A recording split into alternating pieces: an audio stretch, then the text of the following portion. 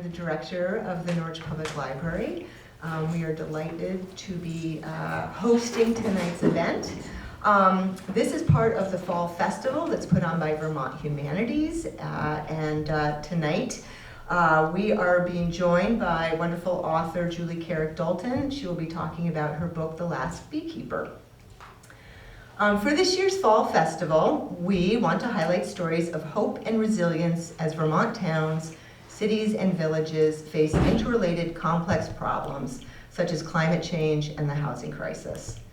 Many of these topics and programs relate to similar themes present in this year's Vermont Reads book, The Light Pirate by Lily Brooks Dalton. We hope you get the chance to attend another Fall Festival event in person or virtually, like our evening with Ada Limon on November 4th. There is a list of events in the most recent newsletter from the Vermont Humanities folks. And without further ado, let me introduce our speaker. Julie Carrick-Dalton is a New England-based author and educator. She is a member of the teaching faculty of Drexel University's Creative Writing MFA program and a recent visiting lecturer at Tufts University. Julie is a frequent speaker on the topic of fiction in the age of climate crisis at universities, conferences, libraries, and museums, nationally and internationally. Her writing has appeared in the Chicago Review of Books, Orion, Newsweek, the Boston Globe, Electric Literature, LitHub, and other publications.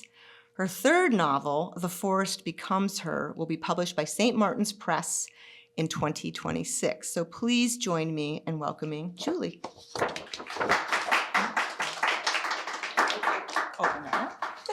Thank you. You're welcome. Well, thank you for having me. I am very excited to be here in Vermont today. I had a beautiful drive here from New Hampshire, and it just feels like a great place to be tonight here with you. I'm going to read a little bit of the prologue for you before we get started talking about the book. The one thing I will tell you, maybe I'll tell you a little bit about the book before we start. So the book, The Last Beekeeper, is told in two timelines. My main character's name is Sasha, and she, in some of the chapters, is 11, and some of them she's 22, and it goes back and forth. But what I'm going to read from the prologue, she's 7 years old. It's the only point in the novel where she's 7. So this book is set in a slightly dystopian future, where we're losing our pollinators. So that's all I want you to know heading into this. This is Sasha with her father, who is famously the world's the last beekeeper. That's why the book gets its title. So I'm going to start with the prologue. Sasha is 7 years old. We're in a very near future, which I don't put a date on it. So I just want you to imagine it could be next month, or maybe it could be 10 years. So I want you to be on the edge of your seat and scared, because it could happen. Okay, so here we are with Sasha, 7 years old. My bees will survive, Sasha promised herself as she crouched in the dirt, watching them die. A worker bee hauled a dead sibling to the edge of the opening of the hive and launched the body out into a pile of her lifeless sisters in the dirt below. Why are they dying?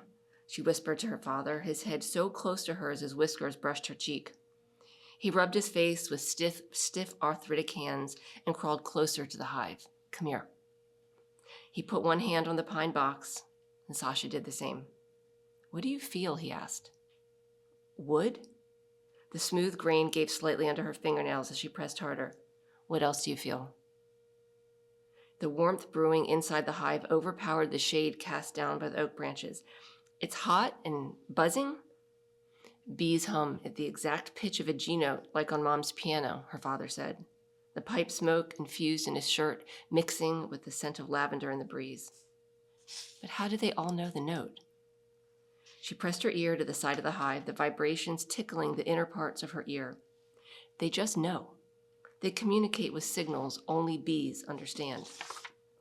With her cheeks still flushed to the hive, Sasha looked at her father and blinked 3 deliberate blinks, scrunching her eyes tight each time. What are you doing? He asked. I'm sending signals only you can understand. And again, she stared at him and blinked 3 times. He furrowed his brow as if concentrating. I love you too. He placed one hand on the hive and the other on Sasha's shoulder, his calloused skin chafing her sunburn. The hum disoriented her until she felt as if she was hovering above the ground. The buzzing grew louder, filling her skull, telegraphing secret signals down her neck and arms to warm her fingertips. That note is a part of you now. It is a huge responsibility to be tuned to the pitch of a bee. For a moment, Sasha could see the air, the particles, the sound waves, the breath moving like liquid around her. She parted her lips to taste the sizzle of lavender and wax in the air. A chirp startled Sasha, and she pulled her ear away from the hive. "This is Lawrence." Her father answered his phone and walked back towards the farmhouse, leaving Sasha alone with her bees and the vibrations destined to tremble under her skin long after the hives fell silent. So that is Sasha at 7 years old. And the reason I wanted to share that with you is that is Sasha's origin story. That is the moment in time that changed this little 7-year-old girl. It's at a moment of flux in the world where the pollinators are dying. Her father is the last beekeeper, and he has tuned her to the pitch of a bee, which we all know you can't actually do, but she believes it at 7, and she internalizes this identity. And for the rest of her life, even into her adult years, she feels the vibrations of bees trembling in her fingertips. And she feels that she has a connection to the bees, even when she outgrows the idea that she was actually tuned to the pitch of a bee. She feels a connection and a responsibility to try to save these creatures, as if it was placed on her by her father when he tuned her to the pitch of a bee. So origin stories like Sasha's are really important to me when writing. My own origin story, the origin stories of all my characters are very important.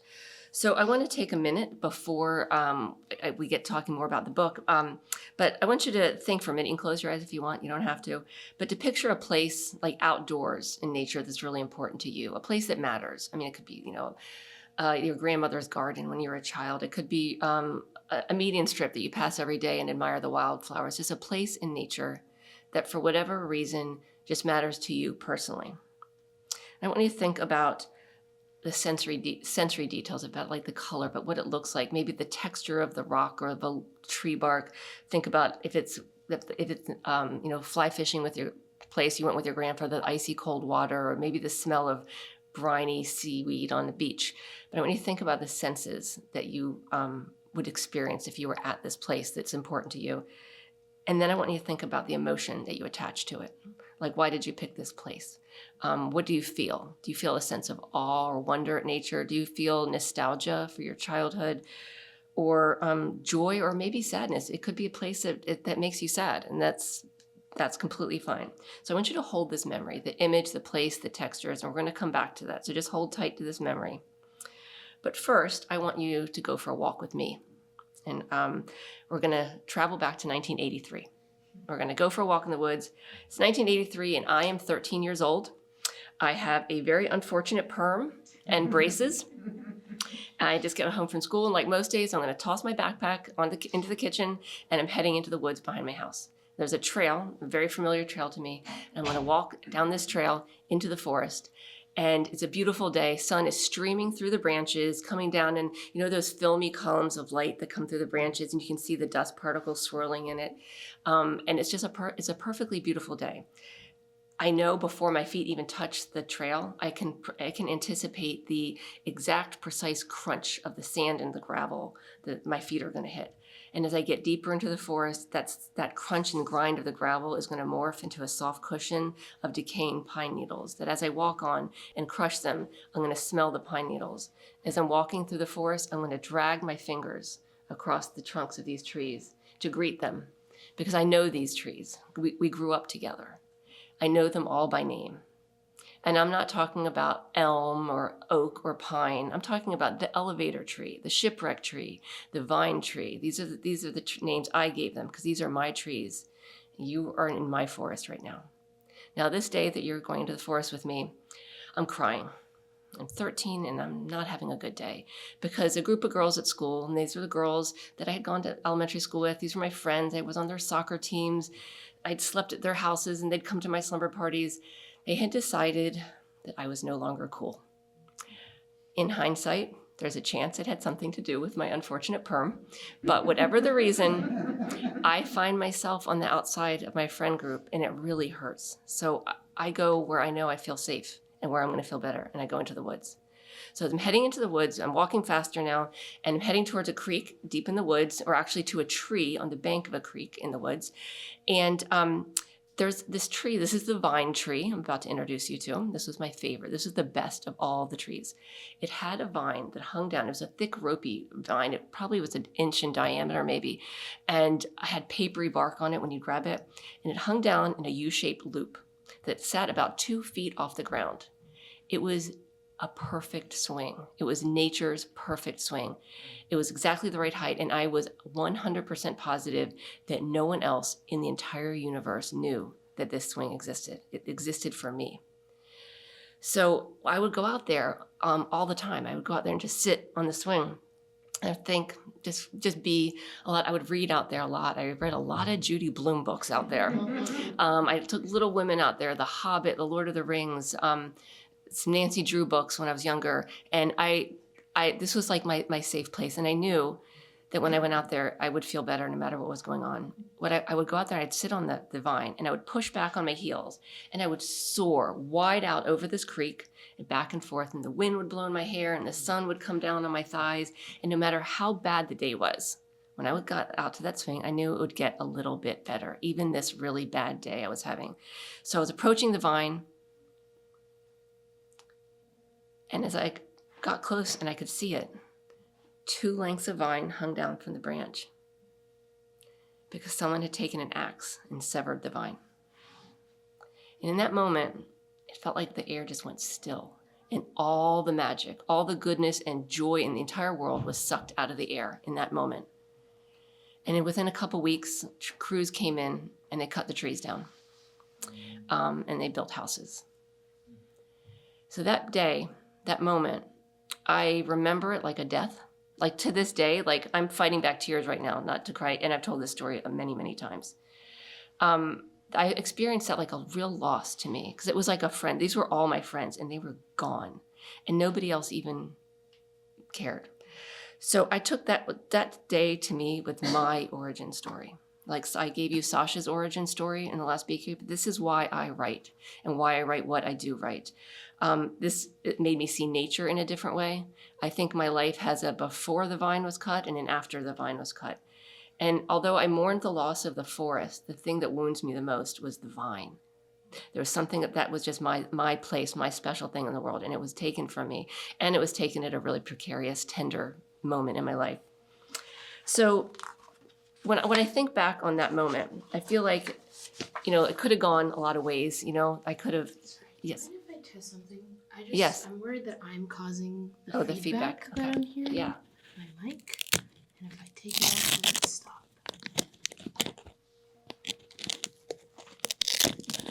I don't want to interrupt your. Oh, that's okay. Oh, yep, you're right. Yeah, Sorry, guys. All right, if I, can you clip this onto you? Absolutely. I think All I right. might be far enough away that it won't cause that horrible noise. Is this like here? Is this okay? Yeah. Okay. All right, can everybody still hear So me? sorry. Okay, no worries. Hey, woo, tech wizards. I can barely use my phone, so I always appreciate when other people can fix tech issues, because it's beyond my capacity.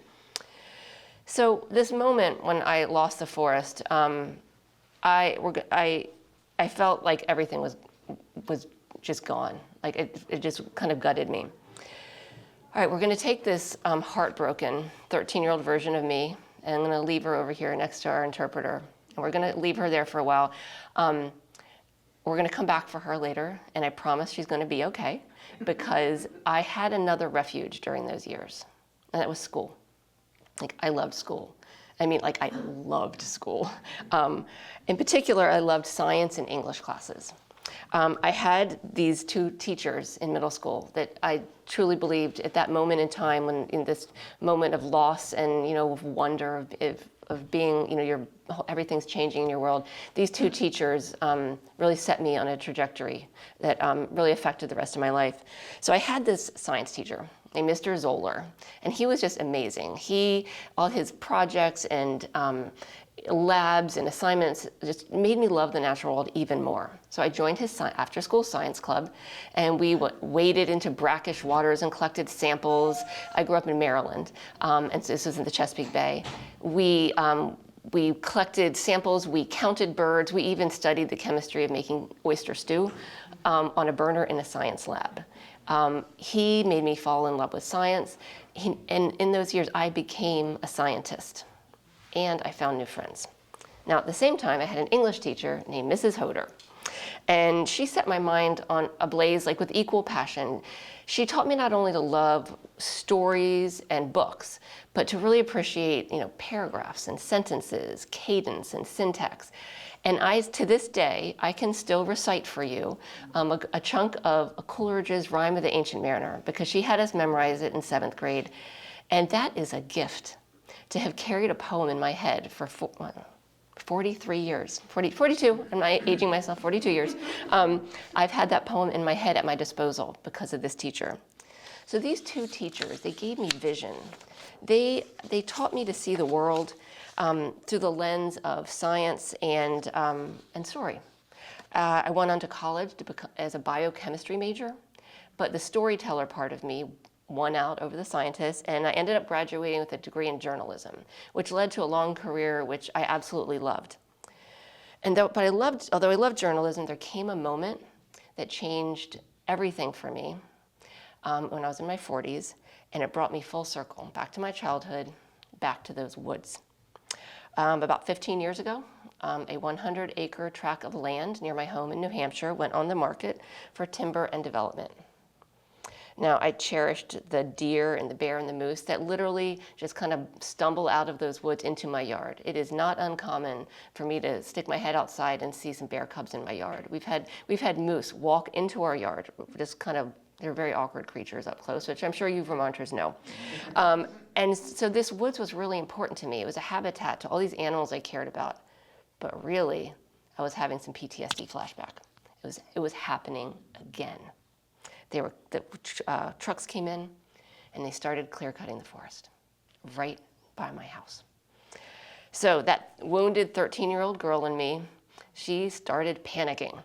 And that girl who is still, to this day, grieving the loss of that childhood forest, that 13-year-old voice talked me into buying that piece of land.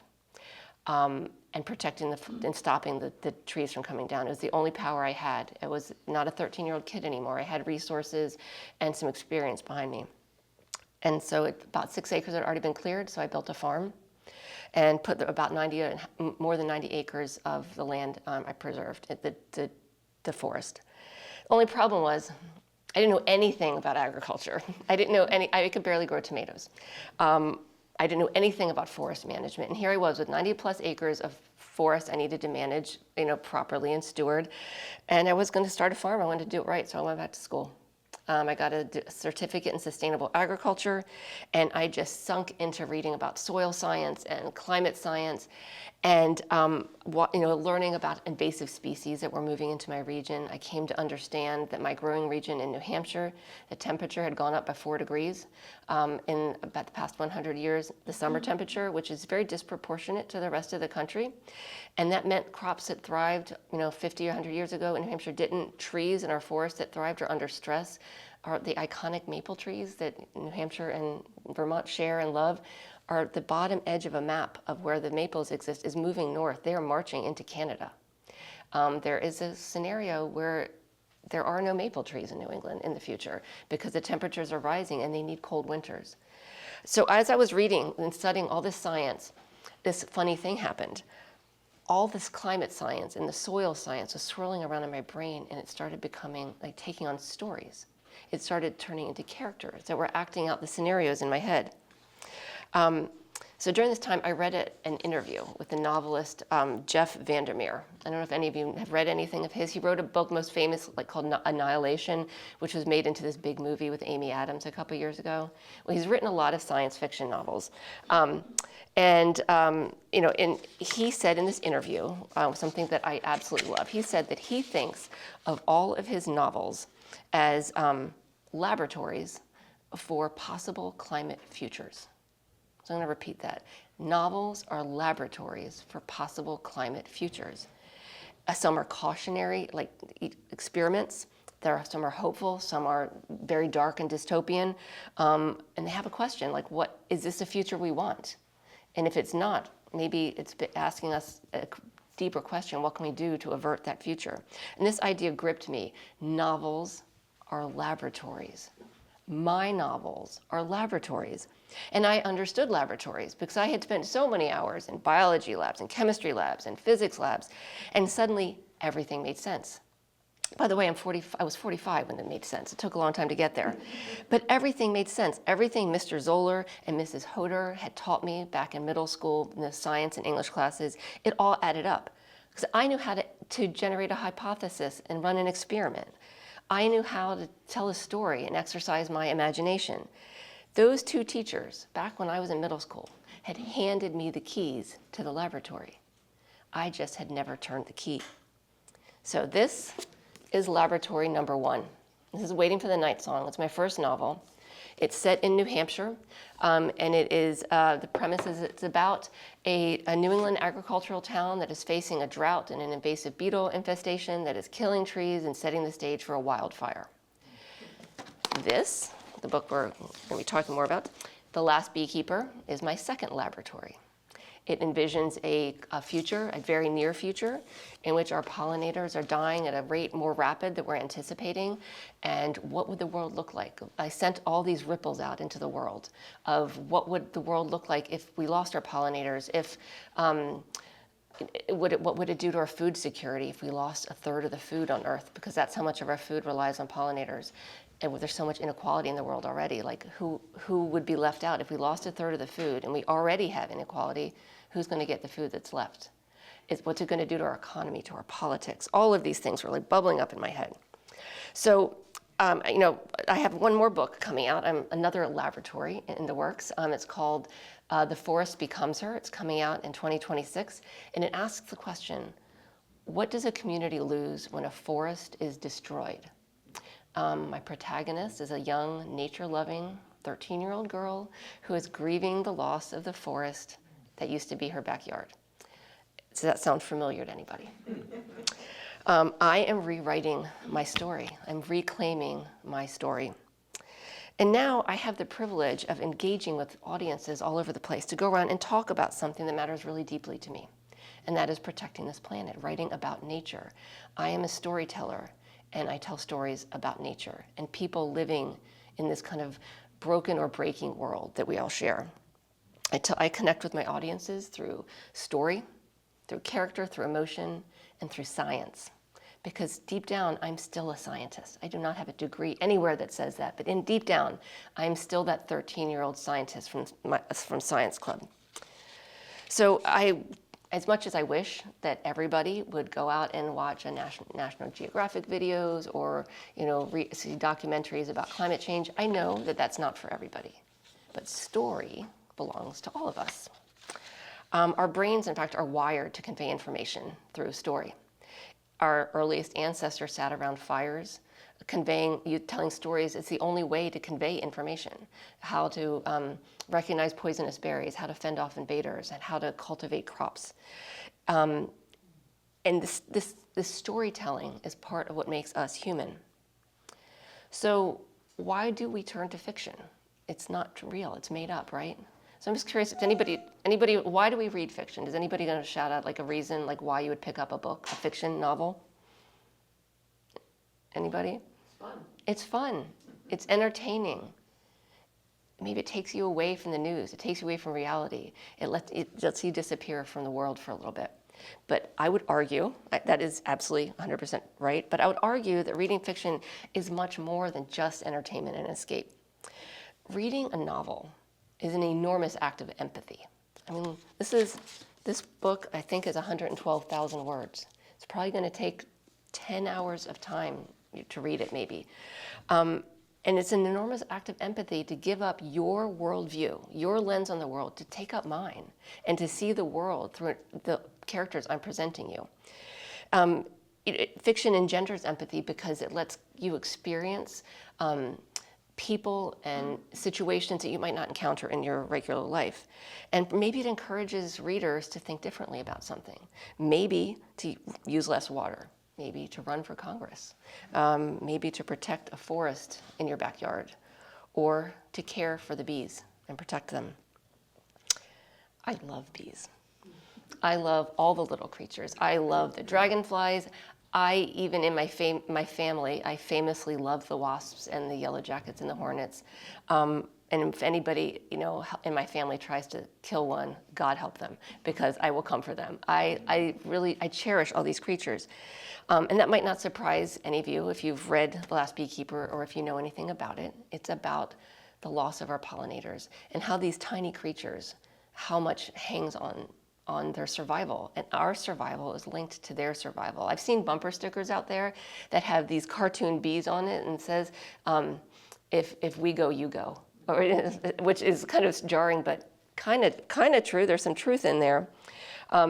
So what I love about bees is they're not. It's not just that they pollinate for us. It's not just that they are kind of cute, make nice cartoon characters and kid TV shows and movies. It's not just that they make honey and beeswax and that they're kind of cute.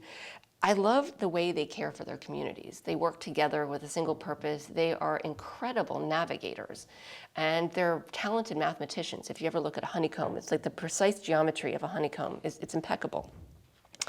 So I have been drawn to them not just because of what they do for us, but just for what they are in this world. And when I first wrote The Last Beekeeper, I sent in a draft to my editor, and she sent it back to me, and she said, Julie, you write about bees the way a lot of people talk about puppies, and not everybody loves bees the way they love puppies. So she sent it back to me, and I was like, challenge accepted.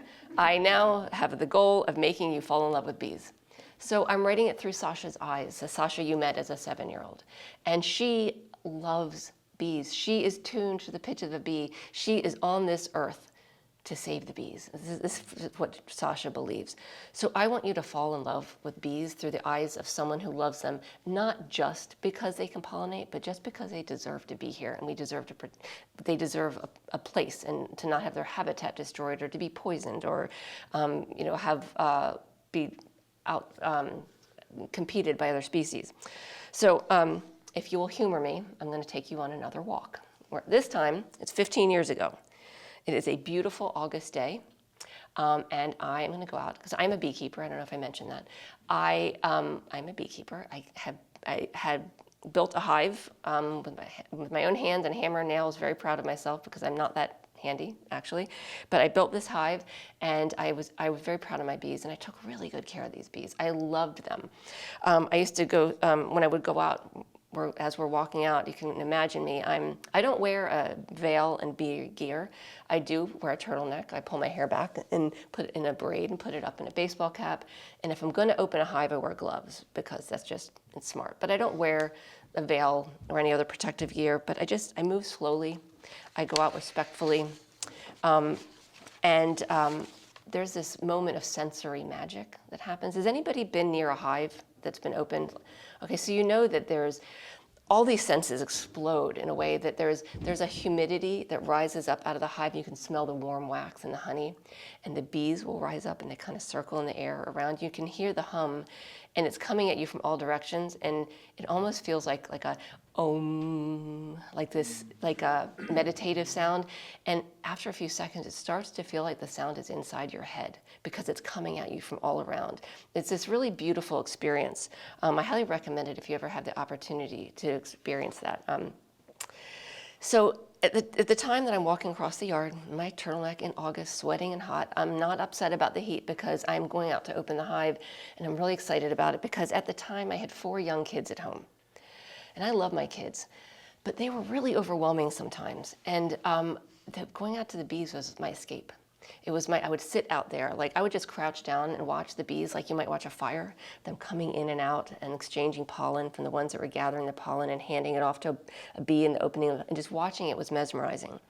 And the hum and the vibrations and the warmth of the smell of the wax and the honey, it just, it quieted my mind, and it sustained me during these years when I really needed them. So this day, we're walking out to the hive, And I get close to the hive, and something seems weird because the air is not moving. Around the hive, there's always just this motion of bees in and out.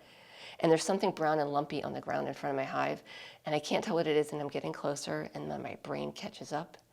And I realize that I'm staring at a pile of 40,000 dead honeybees. My bees, all of them were dead. I did some sleuthing and came to understand that they'd been poisoned by a neighbor's toxic lawn product. I don't know which neighbor, and I don't care to ever know because I don't think it was intentional. The problem was never that someone used the chemical. The problem was that it's legal. And it's readily available at any Home Depot or garden center, that there are these toxins that in other countries are illegal. If you go to Canada or Europe, it's illegal. But here, we value the rights of property owners to have green lawns over the existence of our pollinators. So as I'm staring at this pile of these dead bees, not just dead bees, but like my dead bees that I really cared about, I started thinking like about our wild pollinators and what was happening to them. Like, were they dying too? Where were the butterflies, the wild bees, the wasps, the yellow jackets, the mosquitoes even? We need even the mosquitoes. I hate to tell you that, but we need them. But what was happening to the other pollinators? And then this chill ran up my spine. What if all the pollinators died? And that was where the idea for this book came from. What would the world look like if all the pollinators died? If we lost a third of the food? I sent all the ripples out, and I started imagining the characters who would occupy this world. And I imagined Sasha, who, if I'm honest, is a little bit of me. Sasha is a lot of me too. I tend to write a lot of young girls around the age of 11 to 13 that are having some sort of environmental trauma. I think it all goes back to my origin story. So as these questions were bouncing around my head, the story forms about this young girl growing up in the woods, running around, tending beehives, and it became a novel that it took on a bigger life than just this small story about my bees. It became about the world. I imagined a possible climate future, just like Jeff Vandermeer talked about. I imagined a laboratory. Now, I'm sure many of you know of the author Jules Verne. Maybe some of you have read 20,000 Leagues Under the Sea. Well, Jules Verne wrote about submarines in 1864, decades before submarines existed, before the first one descended into the ocean. And more recently, there's an author named Paolo Bacigalupi. He has a book called The Water Knife, and he envisions a future in which we survive in domes that operate like closed ecosystems in a world where water resources are limited. There's an author who's writing right now, one of my favorites. His name is Matt Bell. He wrote a book called Appleseed, where he imagined tiny little robot bees that take over pollinating crops when we actually lose the pollinators. And when I read these authors who are writing climate futures, it makes me wonder, are they visionaries like Jules Verne? Am I? Are we imagining future climate solutions that someone else is going to take up and invent? Maybe there's a student out there who's going to read one of these books and be inspired, and in college they're going to study engineering and they're going to invent this thing that they read about in a book. What if tomorrow's climate innovations already exist in the pages of novels? So with that in mind, I taught a class at Tufts University last year. It was called Climate Fiction and Activism. And all the students had to write a story that engaged climate science in some kind of way that was personal to them. I had a student who was a passionate skier. So she wrote a story about a New England ski town that was dying because rising temperatures meant no more snow. Well, she invented a solution, and she wrote it into her story. It was really imaginative, and I loved it. I had another student who had come to Tufts from Brazil, and he animated a mythology from the Amazon rainforest and turned this creature of legend in Brazil into this fierce, aggressive protector of the rainforest. It was brilliant. These students they manifested their own fears and turned them into solutions. Now, what I loved most about teaching this class is that these kids did not walk into my class thinking of themselves as writers. This was an elective.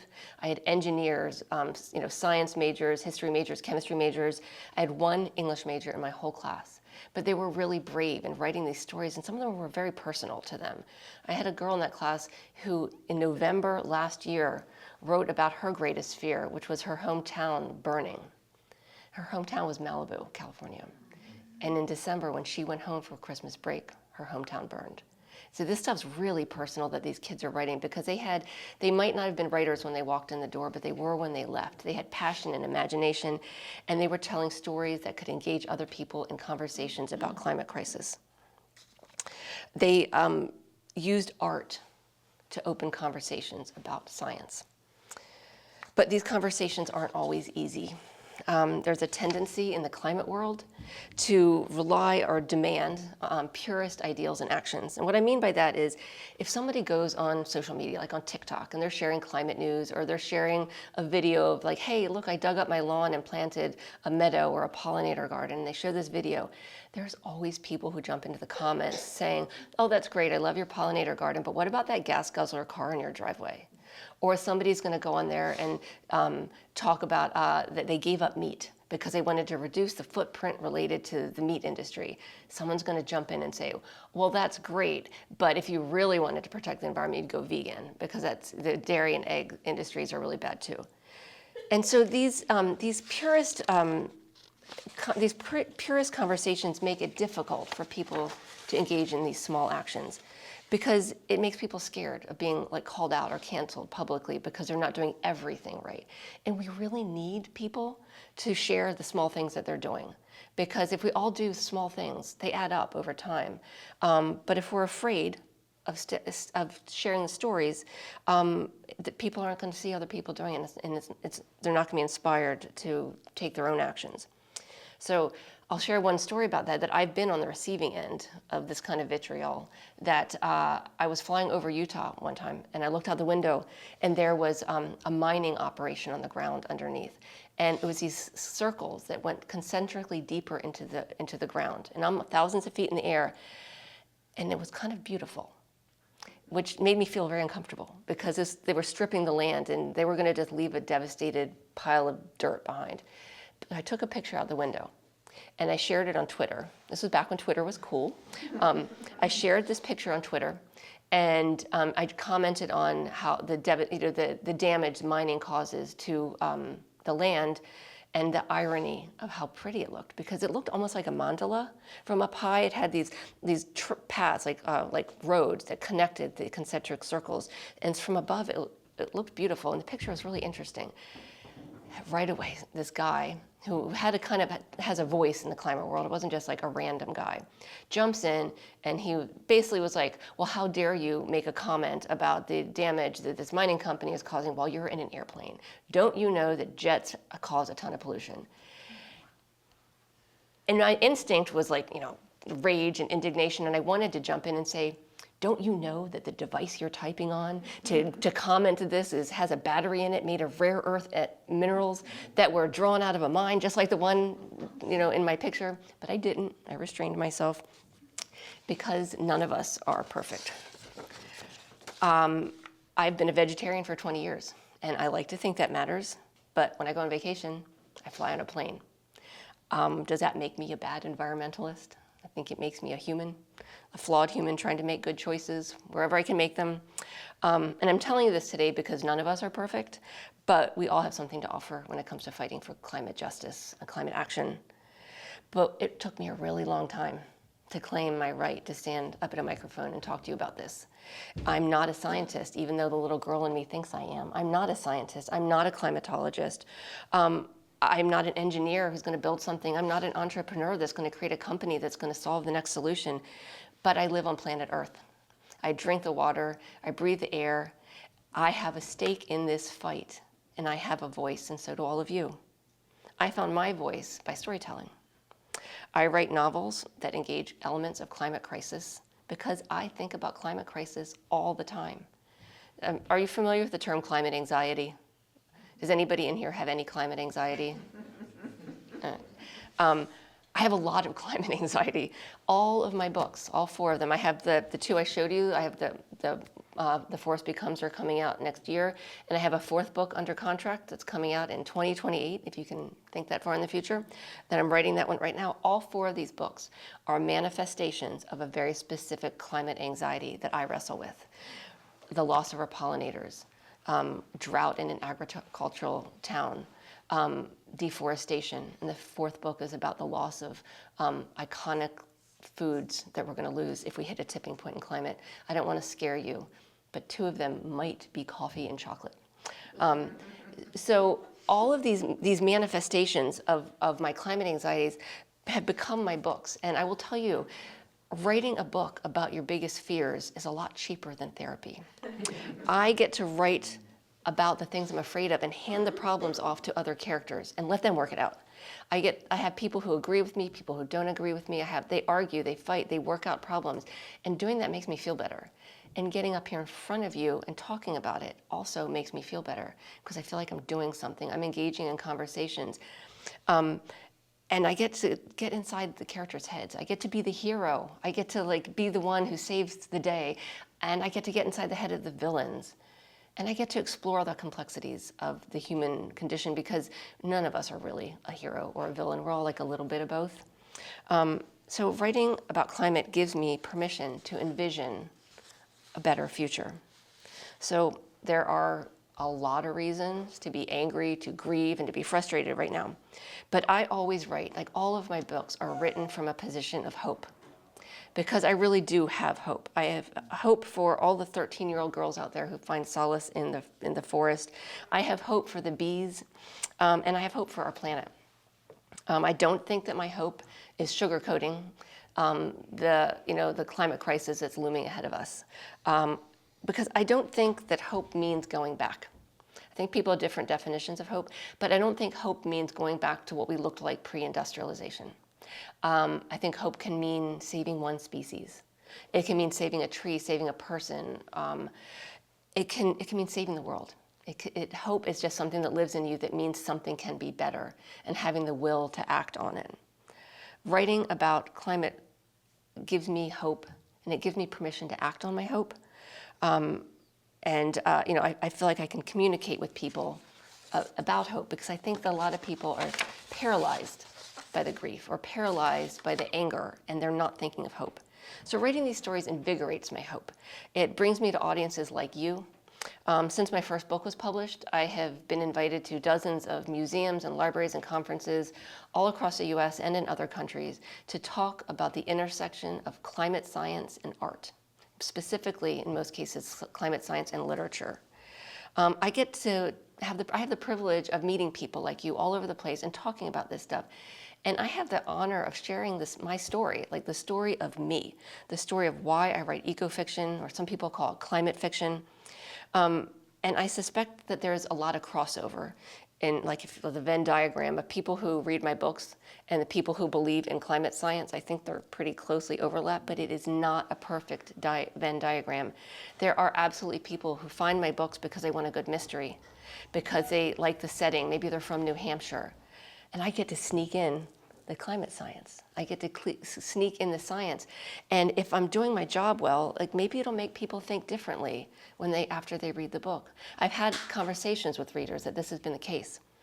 Maybe after reading The Last Beekeeper, folks might think differently about what they put on their lawns. I write because I love imagining worlds and populating them with people that I really care about. I love my characters. I'm writing my 4th book right now, but I got to be honest with you that the ensemble of characters in The Last Beekeeper are my favorite I've ever written. There's when Sasha goes home when she's 22 to the farmhouse where she grew up, she finds squatters living there. This is in this dystopian version of the world where there's the power grid is down. There's kind of underground, black markets going on. The world looks very different, and there's squatters in her family home. And when she gets there, she becomes part of them, and they become a family to her. It's this group of Sasha, Gino, Ian, and Hallie, and they're all 20-somethings just trying to survive in this half-broken world. There's a scene in particular in the book where they're sitting out by a campfire, and they're cooking dinner that Sasha made for them. And I wanted so much to just be there with them. Like, I wanted to be at the campfire. I didn't want to be stuck on the other side of the page writing about it. I wanted to be drinking Ian's poorly made homebrewed beer. And I wanted to be eating this stew that Sasha made out of vegetables and herbs she had foraged from these abandoned farm fields. I like these characters because they're flawed. They don't always get along. They have pasts they're running from. They have wounds they're trying to heal from. They fight with each other just like real families do. And it was really hard to say goodbye to these characters at the end of the book. I felt like I was saying goodbye to friends. And I still, I hold out this hope that maybe one day I'm going to come home and there's going to be a postcard in my mailbox from Sasha letting me know how they're doing, that they're okay, everything's going to be fine, because they matter to me.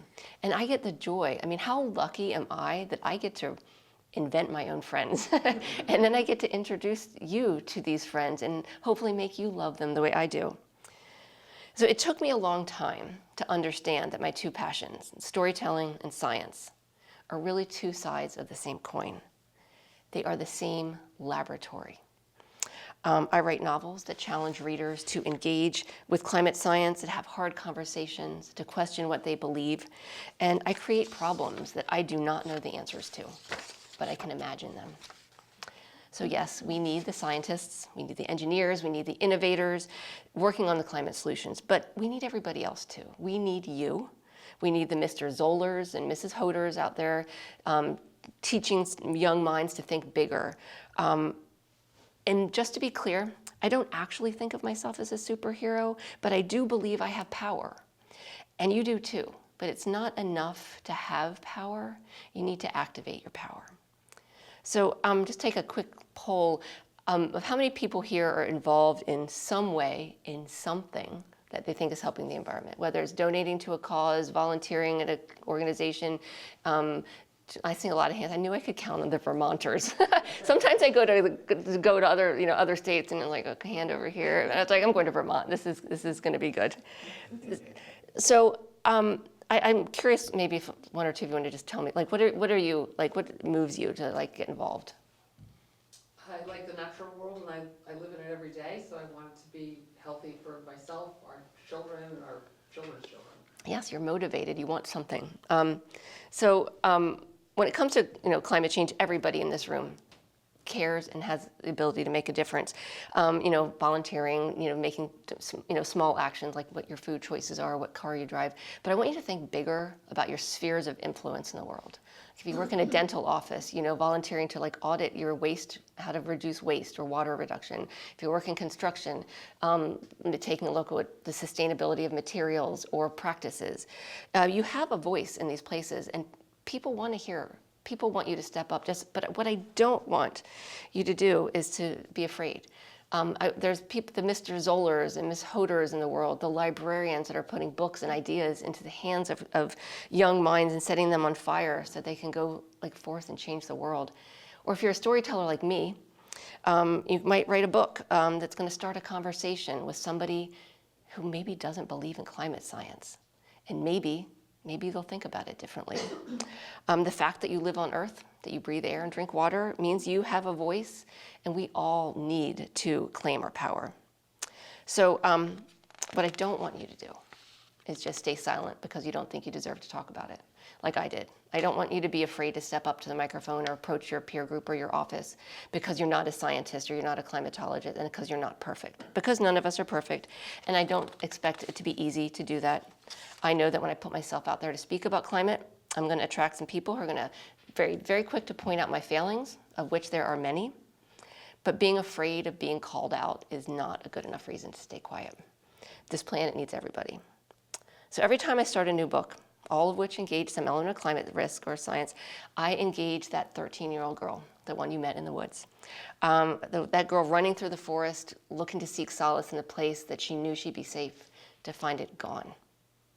I've been carrying her grief and her rage and her frustration my entire life. It is my deepest wound. It is my origin story. So if you remember, I said I was going to come back for her, for the 13-year-old girl. So I know you can't see her. I can. But she is jumping up and down right now. And she is screaming, and she is so proud of me. She is proud of me because I'm telling our story. That little girl who loved trees and believed the world was still full of magic continues to be my inspiration every time I start a new book. But what I want to know is, what is your inspiration? What is your origin story? There are dozens of unrealized climate solutions in this room if we use our imagination and lean into our spheres of influence. So I want you to, before we wrap up, I want you to go back into your mind, and I want you to think about that place we talked about in the very beginning. That place in nature you went, all the sounds and the smells and the sense of the emotions that you felt when you were there. And I want you to hold that really tight and let that be your fuel. If we all have an attachment to some place in nature, and we all do, then we must all be the protectors. We are the defenders of our environment because the fight is personal. There are no superheroes coming to save us. And that means that we have to be the heroes we're all waiting for. So I'm going to leave you with two questions. What is your superpower? And what are you going to do to unleash it and save the world? Thank you. So I would love to take some questions if anybody has any. I'm happy to talk about anything from my bees to my forest to writing process to anything specific about the books or anything else, if anybody has a question. Yeah. Well, first, thank you very much. And you are an amazing storyteller. Really Thank you. transfixed the whole time. Silly, simple question. So you don't wear stuff with your bees, or you didn't. They just got used to you, or you were just calm. I mean, All right, I'll share a secret. yeah. I'm tuned to the pitch of a bee. No, just kidding. I've never been afraid of bees. I've also never, not one single time, been stung by one of my bees. Wow. So when I'm not crazy. Like I said, I pull my hair back in a braid and a hat, and I wear a turtleneck, and I wear sleeves that I put a rubber band around my wrist if I'm going to open it. But bees are very gentle creatures. They are docile. Sometimes if I go out, they'll like land on me, and they just kind of look at me like, hey. But they're not aggressive unless you're aggressive. And if you move calmly, and there's something about being around bees that sort of makes you want to be calm. It's that noise. It's the vibrations, the smell. So I've never felt threatened. I also, just to be clear, I'm not suggesting everybody else should do that. I think that might be irresponsible to say, just go out and play with bees. But for me, I feel very comfortable around them without them. I wear gloves when I open a hive, and I move very, very slowly. Now, if I were doing something to disturb the queen, like if I were moving a queen or something, I do own a veil. And if I were to be moving a queen or introducing a new queen, that's very disruptive and threatening to bees. So I would put one on. But I don't. I feel very. I don't know. That's part of. I think the reason I made Sasha have that experience of feeling like she was one with the bees, because I don't ever feel threatened by them. And I do take precautions. I'm not, reckless about it. But that's a good question. Any other questions, either about the writing or any of my books? Yeah. So you did a wonderful, you took one of my questions and answered it really quick, because I was going to say, how do you maintain hope when you're writing about climate disaster or coming from a place of climate anxiety? But you also mentioned you have 4 kids, and I wonder, as you're going through the writing process, do you talk about what you're writing with your, I don't know how old they are, but like, knowing you have young people in your world, and we all worry for what we're leaving our young people, how does that have any impact in how you share your work with people while you're going through the writing process, or creating the characters in your head? Yeah, so I do think about my kids a lot. So I have 4 children. My youngest is 20, and the oldest is 32. And I'm very proud of, one of them is an environmental scientist. One of them is a social worker that works with immigrants and refugees. One of them is a teacher who teaches outdoor education to young people. And my son is in school for urban studies to build sustainable cities. So I feel very proud of the choices they've made. They spend a lot of time in the farm with me. They helped me build that farm. They were there when I went through my panic attack of, I need to buy this forest. They were part of that. I ran that farm by myself for the most part, and I didn't have any labor. My kids were my labor, and they would invite their friends, who were, a lot of them were like city kids, so I kind of Tom Sawyered them and made them think it was lucky that they got to help me plant crops. So they would come in and be like, yay, we get to plant corn. And so my kids grew up engaged with the land in a way that I think a lot of young people aren't today. And I think I worry about the future for them, and I think they worry about it. I think that generation has a ton of climate anxiety, but I also do have a lot of hope. I've used this analogy occasionally, but I think about the potential for being paralyzed by the grief, and I think that's a very real thing. That some people they can't even act because they think there's no point. And I like to think of this way as if you were a bird enthusiast and you have a hummingbird feeder in your yard, and every year you put the hummingbird feeder up, and you are so excited when the birds come, and you have about 20 hummingbirds at your feeder every year, and they bring you so much joy. And then you put it out one year, and 5 hummingbirds show up. And it's because changes in the environment, or the heat, or drought, or somebody's yard chemicals, and you could go 2 directions with this. You could be really angry, you could grieve all those 15 that aren't there, or you could love the hell out of the 5 that showed up, and put your hope there. Put your hope in the things you can change. Hope, like I said, I think hope can mean something small. It could mean saving 1 tree, which is the book that's coming out next summer, The Forest Becomes Her, the one about the little girl who's grieving the loss of a forest. She puts her energy, she's lost the forest that was her best friend. She puts all of her energy into saving 1 tree. And she fights for this 1 tree because it matters so much. And that's hope, instead of just being like, I can't believe that. I didn't do that. I gave her, she's braver than me. She is stronger than me. She did all the things that I did not do. And so I get the privilege of rewriting my own story sometimes, and making myself a little more heroic. So I think hope is real. And I really want people to not give in to paralysis and grief, because when we all stop fighting, we lose. So I feel like I have to believe in hope, because if we don't have hope, there's nothing to fight for, right? But it is hard sometimes. I mean, I watch the news. I watch the same news you do, and it's hard. Any other questions? Yes? I'm curious about your writing process and your maturation as a writer and an author, because you said you wrote thousands of articles, which I'm assuming were nonfiction as a journalist. Yes. And then later in life, because of your experience, you became a fiction writer. I also saw you went to Bread Loaf. I'm curious about your process for writing fiction and how you transformed from writing nonfiction into fiction, more the authorship journey, if you will. Yeah, no, that's a great question. Thank you. So I loved being a journalist because I was telling stories, but I was telling other people's stories, and I was telling them based on facts. Facts are great, by the way. I encourage all journalists to stick with facts, and nothing against facts. But you're constrained by the facts. And I think that sometimes, with fiction, I can tell an emotional truth. I can get you somewhere, to get you to feel like the story of the walk in the woods. When the vine was cut, I walked you through the woods. I made you see my trees. I made you fall in love with my trees. I made you see me crying because I wasn't cool. And I made you feel sad for me. And then the moment the vine, I showed you the vine being cut, I could see on your faces, and even the postures of people in the room were you felt really bad for me. If I wanted to do that in a journalistic story, I would have had to have witnessed that.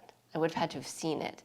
In fiction, I have the ability to tell that's a real, if I were writing like Sasha's story, that didn't happen, the whole scene but I was able to get to a truth about this girl's love of bees, about a connection to nature. And so I think that emotional truth is really valid. And so I feel very much freed to be able to do this. I do still write some journalism pieces, but I almost exclusively write about writing, or write about other books or literature. I don't do any regular news articles anymore. But as far as the process, it has changed a lot from my first book to the one I'm working on now. The first book took me 13 years to write. because I was writing it in a minivan in between ballet rehearsals and soccer games and dentist appointments. In fact, I think my kids went to a pre-K through 8 school, and I think that the staff there probably thought I was the most dedicated mom and that I loved my kids so much, which I do. But they thought I was just like the best mom because I was the first one in the pickup line every day at the school. I'd come like an hour early, and everybody's like, wow, Julie really loves her kids. But no, there was no cell coverage in the parking lot. And so I would take my laptop and I'd sit at the front of that line and I would write. And that's where I wrote. Most of this book was written in my minivan. So it took 13 years to do that because 4 kids are a lot. I didn't think that through. And then the last Beekeeper, it only took me 2 years to write it. And the one that's coming out next year is already finished. It doesn't come out till July, but I finished it last July. It just takes a long time for the publishing gears to grind. And I'll tell you just a funny story, just because I think it's interesting. My 4th book, I was one of the original COVID patients in the United States. I had COVID in March of 2020, and I was very, very sick. I was in the hospital on oxygen. I was in the emergency room twice, and I had a really high fever. And I had a dream. And my dream was the entire 4th book. And that has never happened to me before. And so I wrote it down in my still fever state in the morning and sent it to my agent. I'm like, is this a book? And she's like, I think it's a book. We sent it to my editor, and she bought it on spec without any, without too much information about it. I've since had COVID a few more times, and I'm not going to lie. When I've seen the line turn, I'm like, oh, maybe I'm going to get another idea. It has never happened. It has never happened again.